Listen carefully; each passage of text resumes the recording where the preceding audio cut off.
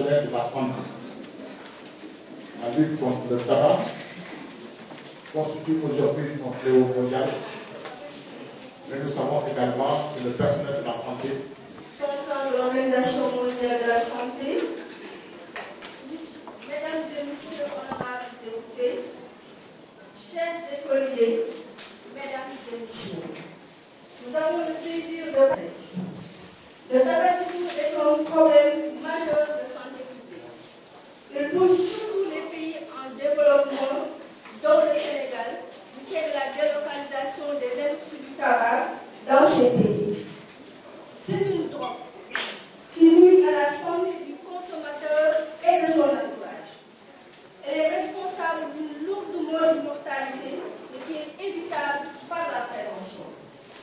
La prévalence de fumeurs ainsi que la mortalité liée au tabagisme ne cesse de croître dans nos pays et cela nous inquiète. Ce fléau grève le budget des fumeurs, de leur famille, mais également de la nation. Malgré la connaissance de tous ces dégâts engendrés par la consommation du tabac, celui-ci continue de conquérir de nouveaux alertes et de faire des ravages. Ce fléau n'épargne personne, même le personnel soignant qui est censé mieux connaître les méfaits. Entrer dans le tabagisme sous l'influence de la publicité dans 20 à 35% des cas. Cela veut dire un jeune sur trois a commencé à prendre sa première cigarette sous l'influence du tabac et de ses produits. En 2012, sur 811 malades hospitalisés dans le service de pneumologie, nous avons dénombré 33 cas de cancer bronchopulmonaire et 30 cas de bronchopneumopathie chronique obstructive, qui est cette maladie qui empêche de respirer. Ce sont les deux principales maladies liées au tabagisme et responsables d'un lourd handicap. Les résultats de la prise en charge de ces deux pathologies sont malheureusement décevants dans nos pays en développement. Par conséquent, l'urgence sera de les prévenir par une lutte anti-tabac efficace. Cette lutte doit cibler les non-fumeurs, notamment les jeunes qui sont victimes de cette publicité, pour les convaincre de ne jamais commencer à fumer. Les ex-fumeurs pour qu'ils ne recommencent jamais à fumer, mais également les fumeurs pour les arrêter, pour les aider à arrêter de fumer. Le personnel soignant qui a un rôle crucial d'éducateur doit participer à cette lutte anti-tabac. Cependant, il doit être aidé par les leaders d'opinion et les médias. Excellences, mesdames et messieurs honorables députés, mesdames et messieurs, pour une efficacité de la lutte anti-tabac, nous recommandons à l'envoi des autorités la subvention totale des programmes de prise en charge des maladies chroniques, dont la bronchopneumopathie chronique obstructive et le cancer. Le financement d'études plus exhaustives permettant une meilleure connaissance de l'impact du tabagisme dans nos populations. Le respect des dispositions législatives de la Convention cadre, y compris l'interdiction de la publicité et du parrainage en faveur des produits du tabac. La mise en place d'un plan de campagne pour sensibiliser la population, surtout les jeunes, sur les méfaits du tabac et l'accompagnement du centre d'aide au sevrage tabagique. Excellences, mesdames et messieurs, disons-nous tous halte au tabac et à sa publicité. Je vous remercie de votre aimable attention. Dr Abdelaziz Kassé, vous êtes cancérologue. Vous êtes également le président de la Ligue sénégalaise contre le tabac. Docteur, vous avez la parole. Ils ont fortement réussi. Et les compagnies se replient dans le pays pauvre. L'industrie du tabac a réussi son coup. 83% du tabac vendu dans le monde est acheté par nos enfants. C'est donc nous qui payons la facture. 90% de ceux qui filment ont commencé à l'âge du secondaire. S'il y a bien un endroit où il faut agir, c'est bel et bien à cet endroit. Et ça, l'industrie du tabac l'a compris. Pourquoi filment-ils ces enfants? On a entendu des dizaines de raisons, toutes aussi inexactes les unes que les autres. Nos enfants fument parce qu'on les trompe. Nos enfants fument parce qu'on leur fait croire que fumer, c'est chic. Fumer, c'est beau. On leur fait croire que fumer, c'est viril. On leur fait croire que fumer, c'est actuel. On leur fait même croire que fumer n'est pas dangereux. Ce message, à coût de milliards de dollars, est savamment construit. Il est savamment affiné. Il est savamment injecté. Il est savamment vendu. Il est savamment réinjecté sous différentes formes. Et pour mieux faire passer ce message, on abuse de la naïveté de nos enfants en usant de complicité misérablement achetées à des artistes, misérablement achetées à des sportifs, misérablement achetées à des élites et des politiques. L'industrie du tabac se vante. L'industrie du tabac se vante d'avoir au Sénégal enterré la loi que vous aviez votée en 1981. L'industrie du tabac se vante d'avoir su maintenir la honteuse loi de 1985 qui jusqu'à nos jours est la loi qui régit tout ce qui se passe en matière de consommation et de commercialisation du tabac au Sénégal. L'industrie du tabac se vante d'être reçue. Elle met à son tableau de chasse des alliances et mésalliances de circonstances. En faisant le bilan de mes activités médicales de ces dernières années, je suis triste. Je suis triste de constater que le tabac a ravi à notre amour, à notre admiration, de nombreuses personnalités. Je compte parmi ces hommes et ces femmes des artistes. Je compte parmi ces hommes et ces femmes des sportifs, des personnalités de haut rang, des anonymes, hommes et femmes tombés pour avoir touché au tabac.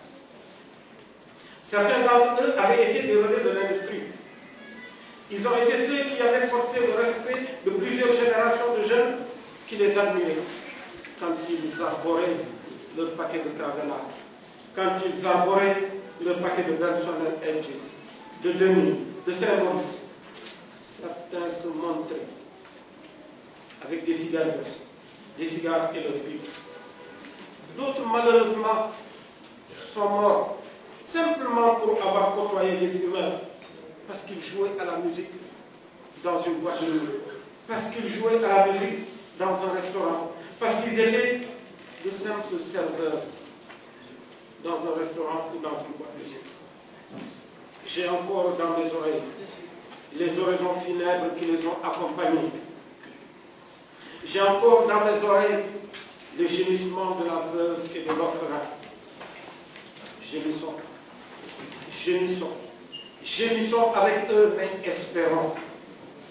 L'industrie du tabac a ravi à ces hommes, à ces femmes, à ces enfants le souffle vital.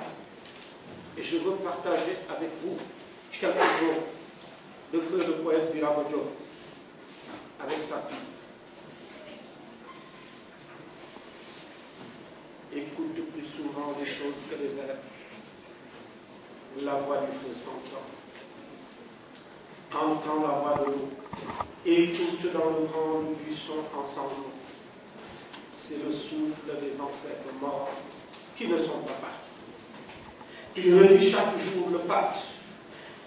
Le grand pacte qui lie à la loi notre sort, aux actes des souffles plus forts, le sort de nos morts qui ne sont pas morts. Le lourd pacte qui lie à la vie, la lourde loi qui lie nos actes au souffle des morts qui se meurent mais qui ne sont pas partis. Mesdames et messieurs, pourquoi le destin de l'Afrique devrait-il être de tout accepté? Mesdames et messieurs, pourquoi le destin de l'Afrique devrait-il être d'accepter de laisser détruire notre civilisation, d'accepter l'esclavage pour cultiver la canne et le tabac, d'accepter la colonisation, d'accepter le travail forcé, d'accepter l'humiliation par des corporations qui ne pensent qu'à leur profit? Si cela a été possible, c'est parce qu'il y a eu une complicité. Pourquoi nous n'en parlons jamais? Le Sénégal, en signant la Convention 4 de l'OMS, a pris un engagement.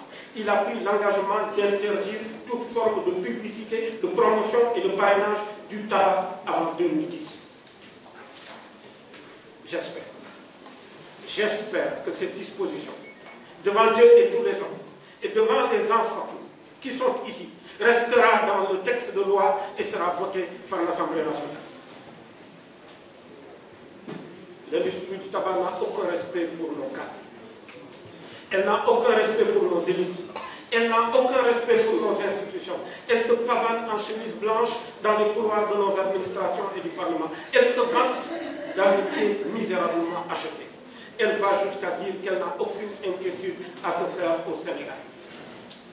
Si ceci est vrai, je crois que l'adieu c'est le mort pour rien du tout. Si ceci était vrai, honorable député, rentrez chez vous. Si ceci était vrai, rentrez chez vous et dites à nos enfants, dites à nos femmes, dites à nos mères que vous allez rompre le pacte qui lie votre sort au souffle des morts du tabac. Si vous ne l'acceptez pas, alors je vous reconnais. Je reconnais les hommes et les femmes qui ont fait le serment d'amorcer la rupture dans ce pays. Je reconnais le droit à l'honneur de toutes ces femmes et à tous ces hommes libres et de bonne main. Ne permettons à personne d'insulter notre pays et de le ranger dans la catégorie des pays qui violent les conventions internationales. Ne permettons à personne de croire que nous serions prêts à partager des prébendes souillées par le sang de nos frères. Ceux qui, parmi nous, qui ne permettront pas de bannir toute forme de publicité, de promotion et de parrainage du tabac au Sénégal, garderont à jamais le goût des larmes de la veuve et de l'orphelin. J'ai dit. Merci.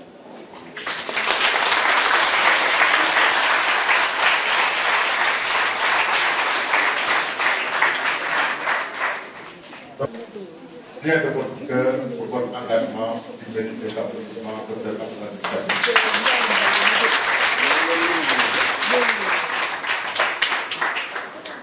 Après à l'Organisation mondiale de la santé, nous avons, à l'entente de notre propos, parlé de la Convention 4. Madame Jeanne Alimata Diaganama, représentante de l'OMS, vous avez la parole. Mesdames, Messieurs les directeurs, Mesdames, Messieurs les chefs de services nationaux, Mesdames et Messieurs les acteurs de la société civile, Mesdames ou Mademoiselles, Messieurs les représentants des mouvements des jeunes et des mouvements des élèves, chers invités, à l'instar des autres pays de la communauté internationale, le Sénégal célèbre aujourd'hui, 31 mai 2013, la 27e édition de la Journée mondiale sans tabac. Et pour marquer à la fois l'importance cruciale que les pouvoirs publics accordent à la lutte contre le tabagisme, d'une part, et le rôle stratégique des élus du peuple dans ce combat d'autre part, le gouvernement a porté son choix sur cette auguste institution qu'est l'Assemblée nationale pour abriter la cérémonie officielle que je viens de présider avec plaisir au nom de ma collègue, le professeur Awa Marie-Paul Seck, absence du territoire, dont j'assure l'intérim. Je voudrais vous remercier, honorables députés, d'avoir accepté de nous accueillir et d'être venus si nombreux prendre part à cette cérémonie. Le choix porté sur l'Assemblée nationale pour abriter cette rencontre de plaidoyer, à l'évidence, est loin d'être fortuit. En effet, le contexte actuel qui est marqué par le processus en cours de transposition de la Convention cadre de l'OMS pour la lutte anti-tabac dans notre droit interne confère aux parlementaires un rôle de premier rang dans la mise en place d'un nouveau cadre juridique régissant la fabrication, le conditionnement, l'étiquetage, la vente et l'usage du tabac au Sénégal. Mais au-delà du souhait de renforcer la collaboration déjà très riche entre les députés et le ministère de la Santé et de l'Action sociale dans ce processus, ma collègue, professeur Aramani Kotsek, a voulu saisir cette opportunité pour offrir aux acteurs de la lutte anti-tabac, en particulier à la jeunesse et aux associations, une tribune de plaidoyer devant la représentation nationale. Je dois dire que cet objectif est largement atteint, car c'est avec beaucoup d'intérêt que nous avons tous suivi le fervent plaidoyer de cette jeune élève qui a résonné comme un cri du cœur dont les échos persisteront tant que le tabac continuera à faire des victimes dans notre pays. Nous avons aussi suivi avec beaucoup d'attention les plaidoyers des acteurs de la société civile et les professionnels de la santé qui vivent comme une interpellation très forte et un appel pressant pour une accélération du processus de renforcement de notre législation contre la consommation du tabac. Rassurez-vous, vous ne prêchez pas dans le désert. Nous sommes en effet conscients que la mise en place d'un cadre juridique approprié est une voie obligée pour toute lutte anti-tabac qui se veut efficace, parce qu'elle consacre au plan normatif l'engagement politique des pouvoirs publics et encadre les comportements par l'adoption d'une législation contraignante strictement orientée vers la protection de la santé des populations. C'est pourquoi l'État du Sénégal a très tôt exprimé son engagement contre le tabagisme en ratifiant dès 2004 la Convention cadre de l'OMS pour la lutte anti-tabac adoptée en mai 2003 et en plaçant le processus d'harmonisation de notre législation nationale avec ce premier traité international de santé publique. Dans ce cadre, le ministère de la Santé et de l'Action sociale a déjà pris de nombreuses initiatives pour la mise en place d'un nouveau cadre juridique en remplacement de celui posé par la loi 81-58 du 9 novembre 1981 qui fut modifiée par la loi 85-23 du 25 février 1985. Ainsi, en mars 2008, un groupe de travail chargé de produire le premier projet de loi de transposition de la Convention cadre de l'OMS pour la lutte anti-tabac dans notre droit interne a été mis en place.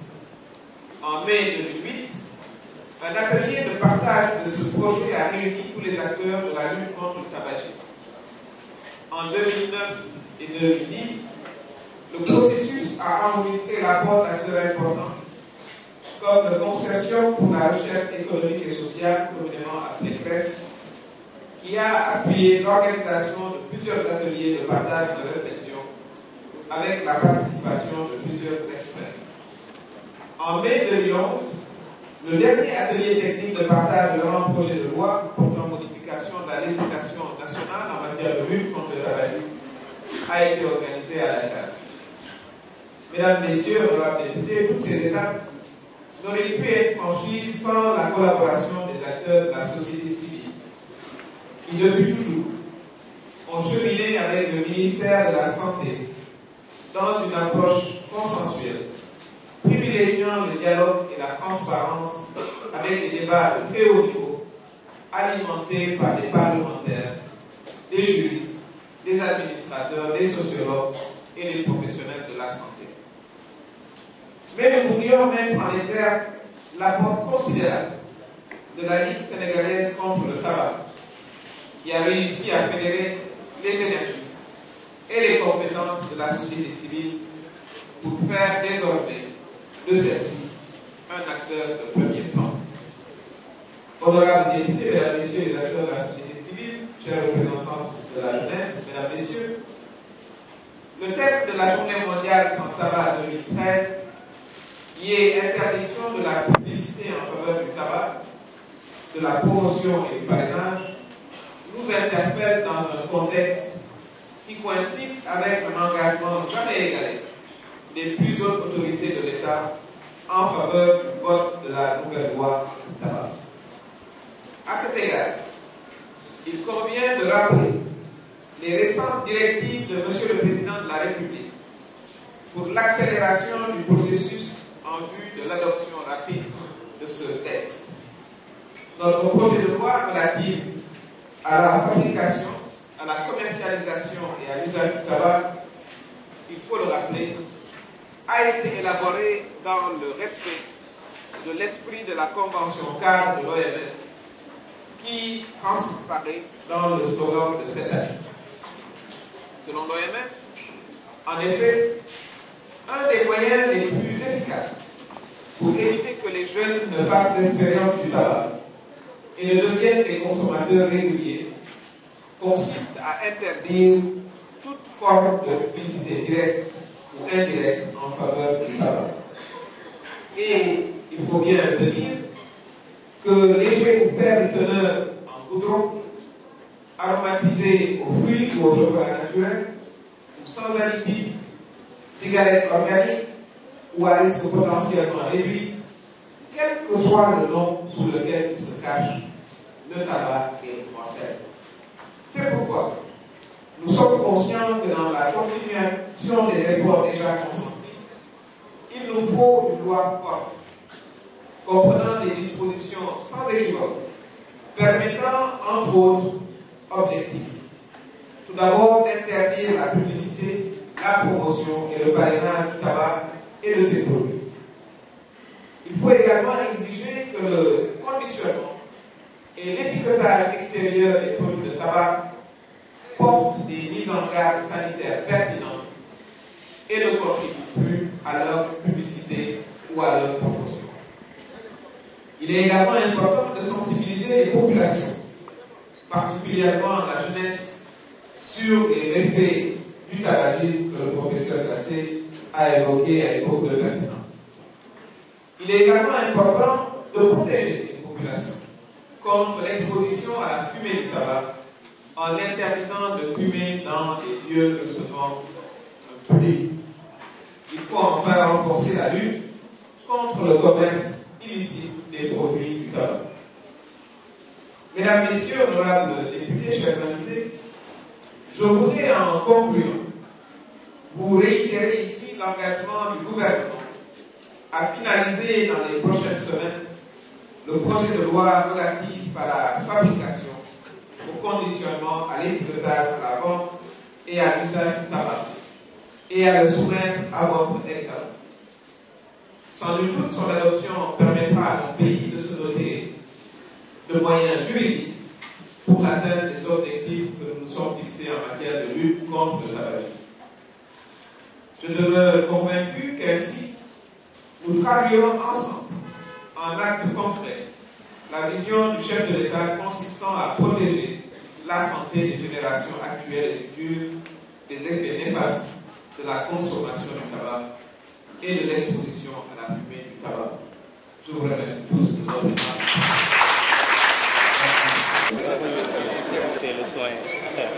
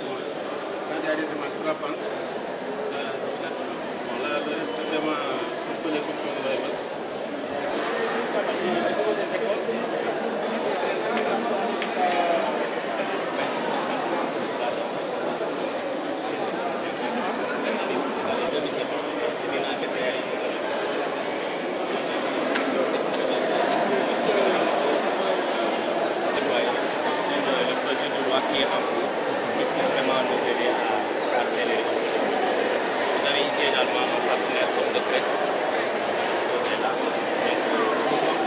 et il travaille sur le projet de taxation au niveau régional. Vraiment, ils sont également membres de l'ENS.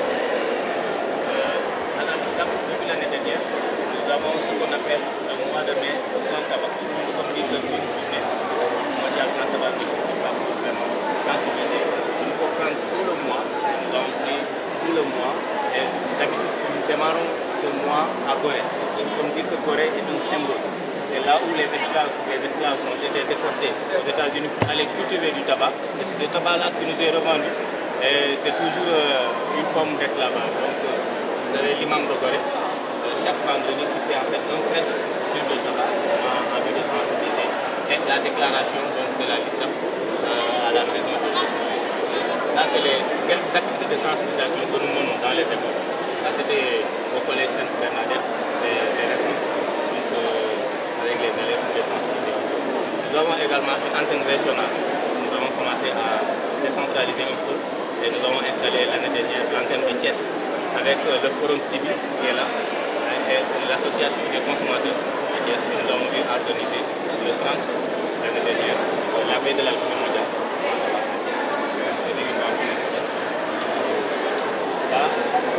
La production du tabac au Sénégal, c'est le même problème, 15 à 25 tonnes de feuilles. 15 à 25 tonnes, je crois que ça doit être 2 camions. Ça ne tient pas non plus de dire que si nous arrêtons de tabagisme, nous risquons, l'économie va s'écrouler.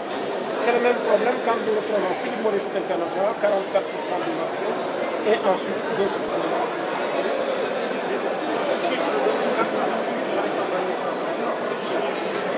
Et donc, le reste, ça à la limite du tabac. Qui paye les c'est les femmes, de dépenses pour la prise en charge des conséquences du tabac au Sénégal. Il est fait encore une fois. Il est contribuable. Donc je ne crois pas sur l'argument économique. C'est bien du Sénégal qui gagne la dette. Et donc nous essayons de détailler un peu toutes ces choses-là.